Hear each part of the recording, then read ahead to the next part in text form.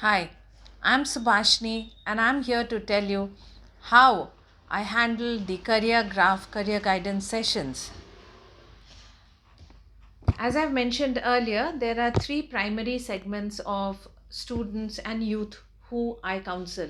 One are students in the class 10, 11, 12 or PU who are wondering what is the right stream for me.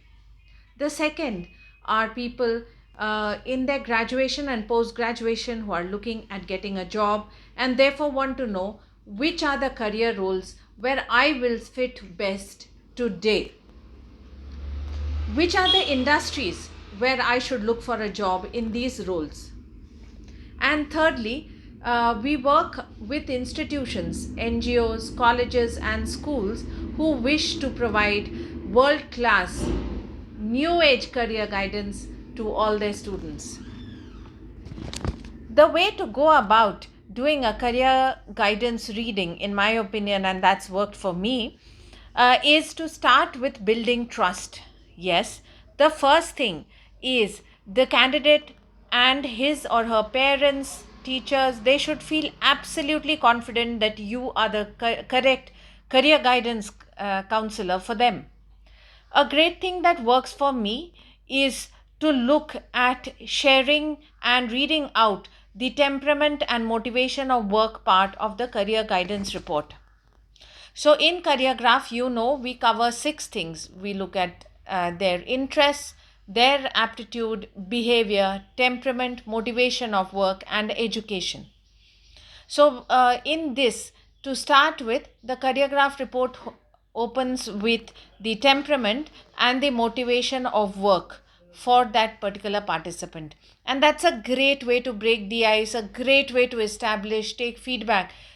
Do you think I'm right? And they're going to say, yes, yes, that's exactly so. The second thing to do is to explain the concept of peer benchmark and employability skills. Today, careers are not so simple. It's just not because you have the skill that you can maintain a career over a 30-year, 40-year span.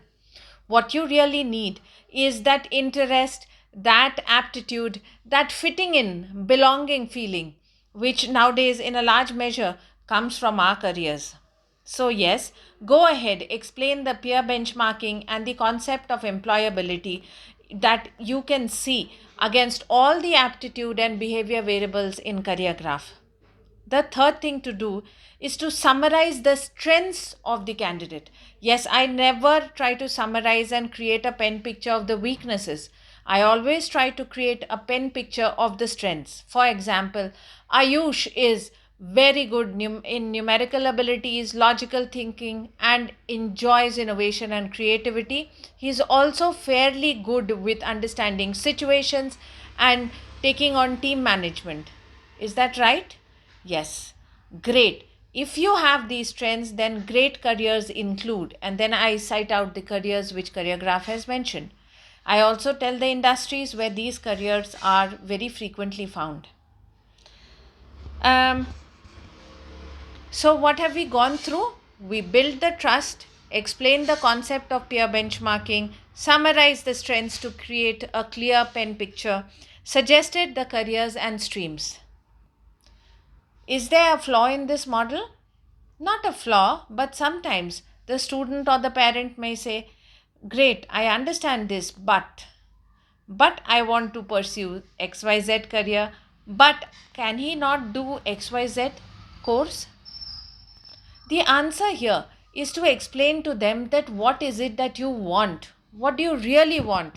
Do you want success or do you just want to have a career which today may look lucrative but in a long run may not be the best thing for you or your child? There is one added twist when it comes to group counseling. You are not doing individual counseling to the students. So, how do you handle the group counseling? Well, the flow changes just a bit. What I do is I request all the students of a class to take the career graph test. Yes, a lot of them take it on the phone, and that's fine too. And then I tell them a bit about how to read the report. Now, as a counselor, do I remember every section and what it stands for? No, and I don't need to, because the career graph report at the fag end has all these segments and its explanations out for counselors like me. So, once the students have read through their reports, I request them to approach me for their counseling. What I have found is generally girls come in groups, and a lot of times certain boys will be pretty nonchalant. They don't want to come up to the teacher or career guidance counselor. But what they do is some of them will approach you individually at their own time. Yes, it's an interesting career opportunity game out there. One question which often comes then after such type of sessions is, which are the colleges or which are the companies or which are the profiles? Can I give them some more insights? Here I firmly tell them that let's explore these options together, and I open up Google. Yes, it's often the best to know the latest type of rules, etc., for different exams, new trends, etc., if you can look up at Google and see where there are. So, I do keep a set of quick sites I like accessing and use this to give the latest information to the students and the parents. I hope you've enjoyed this session. You can reach out to me at subhashini@pexitix for any further details.